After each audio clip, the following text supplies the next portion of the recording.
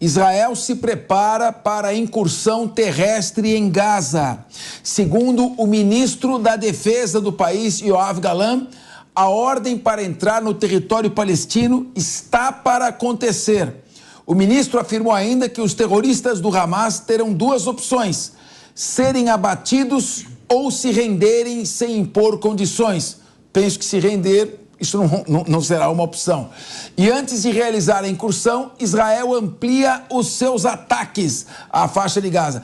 A gente recebe agora Flávio Roberto Morgado, é coronel da reserva do Exército, instrutor da Escola de Comando e Estado-Maior do Exército. Muito boa tarde, coronel. Seja bem-vindo aqui ao Linha de Frente. Boa tarde, Felipe. Boa tarde aos companheiros da banca e aos telespectadores da Jovem Pan. É um prazer estar aqui. Muito bem. Coronel, a incursão, já se sabe que se você quiser tomar um território, não basta a força aérea. É preciso a infantaria, a incursão terrestre. Pois bem, não seria mais eficaz do ponto de vista operacional abrir um corredor para a saída da população, evacuar a população da faixa de Gaza, sobretudo crianças, idosos, mulheres, para depois iniciar esta incursão? Porque certamente a penetração nos túneis que se encontram ali, túneis subterrâneos em faixa de Gaza, para chegar lá vai ter que se utilizar de gás lacrimogêneo, gás para poder forçar a evacuação desses túneis. Como o senhor avalia esse momento de incursão terrestre que está para acontecer e qual a possibilidade de baixas no exército israelense, repetindo, são jovens de 18 e 19 anos que estarão entrando, embora bem treinados, num terreno extremamente hostil de guerrilha? Excelente pergunta, Felipe. O ambiente urbano para as operações militares é um ambiente extremamente complexo. E nessa guerra que nós estamos vendo, o que nós chamamos é uma guerra assimétrica, ou seja, você tem um Estado, né, que tem um poderio militar muito forte, contra um agente não estatal que não tem esse poderio militar muito forte. E por que, então, que o Hamas está levando a guerra para dentro da cidade? Exatamente por causa do valor defensivo da cidade. A guerra ela vai para o ambiente urbano e o defensor ele tem uma vantagem por causa exatamente do terreno. E a história nos mostra, a experiência nos mostra que o combate em localidade é o combate com muitas baixas, principalmente para o atacante. Então está aí talvez um dos motivos que a gente ainda não tenha visto a incursão começar, exatamente por causa dos preparativos que o exército israelense está fazendo. Provavelmente ensaios, lembrando que ele mobilizou aí em torno de 300 mil reservistas, né? Mostra a importância de se ter reservistas, né? Mas esses reservistas não estavam com seu adestramento em dia. Então, provavelmente, ele está executando treinamentos com esses reservistas, está executando reconhecimentos, verificando qual a melhor linha de ação, quais são os caminhos que ele vai ter que utilizar para entrar na faixa de Gaza, a fim de tentar minimizar os danos colaterais, principalmente as mortes do exército israelense e também as mortes de civis. Por quê? Porque a morte de civil é um dano colateral que influencia na opinião pública e pode gerar uma perda de liberdade de ação das tropas israelenses. Então, isso é um fator muito importante, como estava sendo citado aí, da questão das mortes civis durante um combate, né? Isso se procura se minimizar ao máximo para se evitar uma perda de liberdade de ação durante as ações que serão realizadas na faixa de Gaza pelo exército israelense. Coronel Morgado, o Renato Batista tem uma pergunta, eu quero fazer a minha, ele vai emendar a dele também, o senhor já responde as duas conjuntamente. A produção de efeitos colaterais, baixas em civis inocentes, com mulheres e crianças que estão na Palestina, por exemplo, pode atrapalhar a colaboração de países árabes que mantêm boas relações com Israel na negociação para a liberação de reféns. Vimos que, por exemplo, o Catar já teve uma influência na liberação de 2 reféns, mostramos as imagens há pouco. E o Renato Batista vai emendar uma outra pergunta para o senhor responder as duas, por favor. Coronel, o senhor chegou a abordar um pouco na sua resposta, porque as informações que a gente tem é que nesse momento a faixa de Gaza ela estaria como uma espécie de campo minado, né? O que, obviamente, traria muitas baixas após uma incursão terrestre de Israel. Queria que você falasse um pouco de quais são esses cuidados, o que o exército de Israel pretende ou está fazendo ou deveria fazer antes de fazer essa incursão terrestre, que pode ser muito sangrenta, como toda batalha em campo, mas ainda mais com esse agravante de lá, na faixa de Gaza, estar como um campo minado. Obrigado pela pergunta, Renato. Realmente, inicialmente respondendo a sua pergunta, né? Os escombros que são frutos já das explosões que ocorreram aí na faixa de Gaza, fruto principalmente da ação da Força Aérea Israelense e da artilharia israelense, eles facilitam exatamente os combatentes do Hamas, porque facilitam em que aspecto? Numa camuflagem, né? Então fica muito mais difícil você encontrar o inimigo dentro desse ambiente urbano e dificulta muito a sua mobilidade.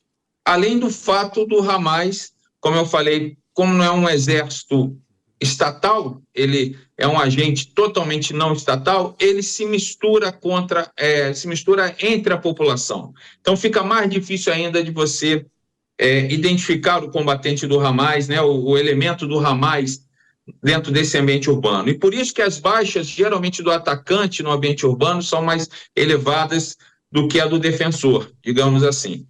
E o que Israel está fazendo? Exatamente esse treinamento. Com certeza ele está mapeando o local para verificar por onde ele vai entrar. E vai ser um combate, a gente fala que num combate urbano, você tem 3 meios de progressão dentro do combate urbano. Uma progressão seletiva, uma progressão sistêmica ou uma progressão mista, que você mistura a seletiva com a sistêmica. Qual é a diferença? Quando você faz a seletiva, é quando você seleciona determinados pontos fortes e dali você abre as suas operações.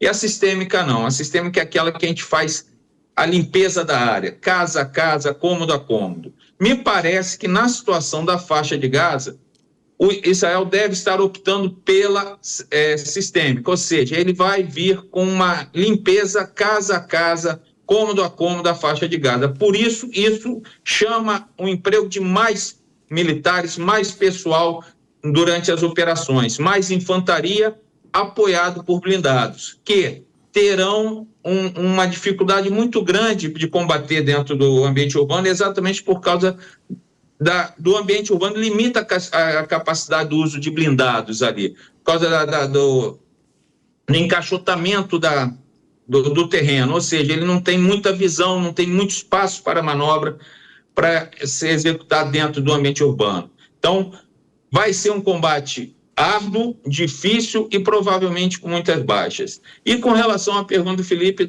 dos efeitos colaterais, nós temos visto aí, Felipe, a guerra hoje em dia, a gente começa a definir o ambiente operacional, a gente divide o ambiente operacional em 3 dimensões.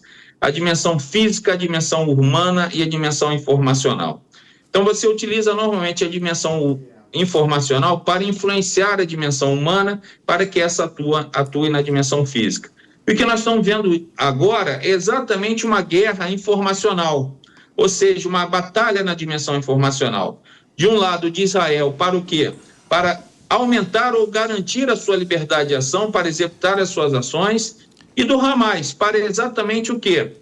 Inibir a liberdade de ação de Israel. E essa guerra, ela é travada em vários níveis. E esse aí, por exemplo, que você estava falando, da libertação dos reféns, do envolvimento do Iêmen, do Catar, dos Estados Unidos, está no nível estratégico, né? Então, a guerra ela está sendo combatida no nível estratégico até o nível tático.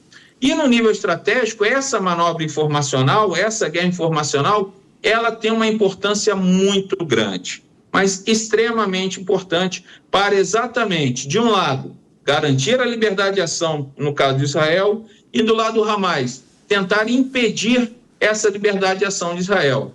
E aí busca também, porque o envolvimento aí aparece, a gente tem visto aí os Estados Unidos se pronunciando, o Irã, tudo, exatamente por um lado. Israel está com a intenção de não abrir frentes, ou seja, não escalar o conflito. E os Estados Unidos, como seu aliado, está procurando ajudá-lo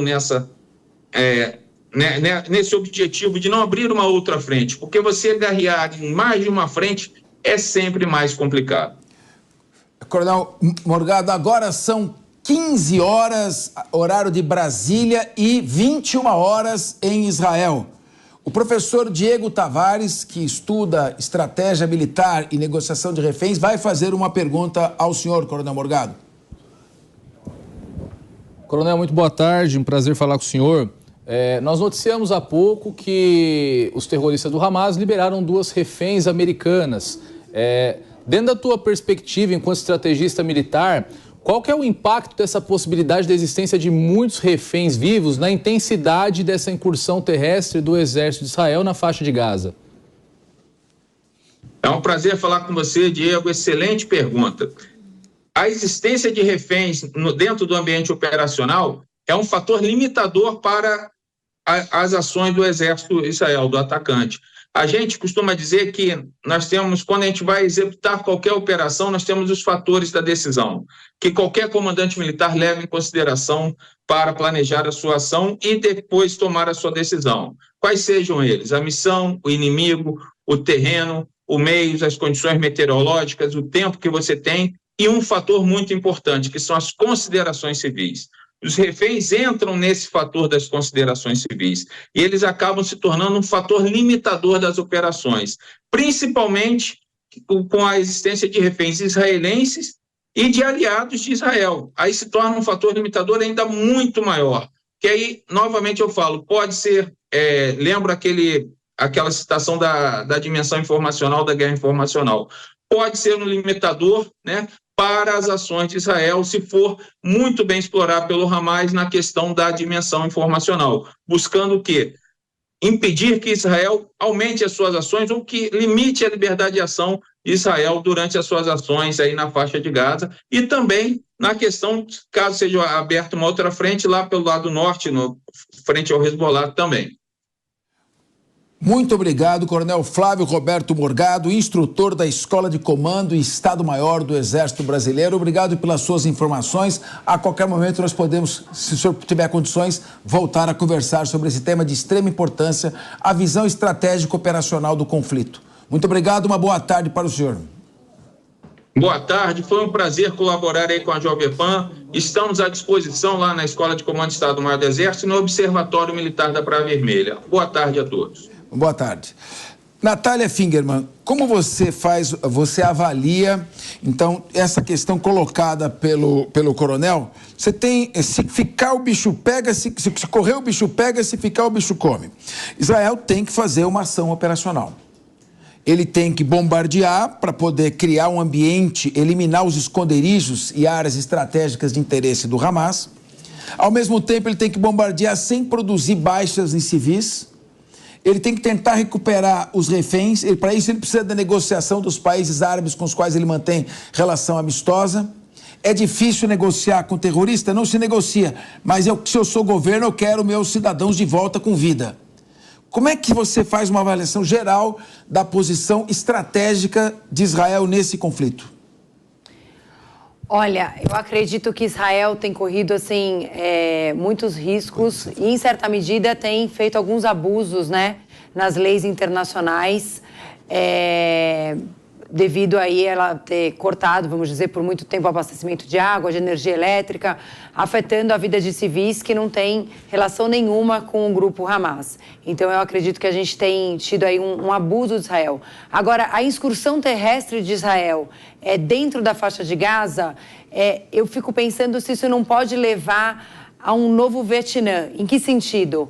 Porque a gente tem ali o grupo Hamas atuando de uma forma de guerrilha, né, com técnica de guerrilha, tem um conhecimento total do território. Além do território visível, tem um território, vamos dizer, invisível. Então, tem vários túneis que não foram mapeados. A gente sabe hoje que a inteligência de Israel já falhou, né, uma vez que permitiu o primeiro ataque. Então, a gente não tem certeza até que ponto os túneis mapeados hoje pela inteligência de Israel são todos. Então, há um risco muito grande da incursão terrestre não ser tão fácil como o governo está prevendo. Comentário importante da professora Natália Fingerman. Atenção para esta frase. Nós, inclusive, já comentávamos isso em outras edições do Linha de Frente. Há um cenário de guerrilha que pode ser muito parecido com o enfrentado pelos Estados Unidos na Guerra do Vietnã. Terroristas escondidos que conhecem perfeitamente o território, já colocaram minas terrestres, conhecem o ambiente e, sem dúvida alguma, esse será um enorme desafio operacional para Israel. O seu comentário, Holtz, rapidamente, que vamos chamar já, nós estamos com o repórter aqui na linha para falar sobre os 7º e 8º voos da FAB de repatriação de brasileiros. Mas antes, Holtz, o seu comentário já chamo. Eu queria só emendar no que a professora falou e trazer para ela um questionamento. Como que você vê a possibilidade até de enfraquecimento nesse momento que Israel tem que fazer as excursões terrestres, se prepara para fazer essas incursões terrestres na faixa de Gaza, um território urbano, e como a gente já ouviu muitas falas aqui, com muitas dificuldades por parte de quem vai entrar, ou seja, por parte do exército de Israel, esses ataques que estão acontecendo no norte de Israel, lá na divisa com o Líbano, que provavelmente são ataques do Hezbollah, ou seja, uma nova frente, no momento que Israel prepara a incursão terrestre aqui no sul, em Gaza, lá em Israel, na divisa com o Líbano, uma nova frente que se abre ali, intensificando os ataques do Hezbollah. Qual o grau de complexidade agora fica para o exército de Israel? Ou seja, fica muito mais complexo a necessidade de uma divisão das atenções no sul e no norte de Israel. Como é que você vê isso?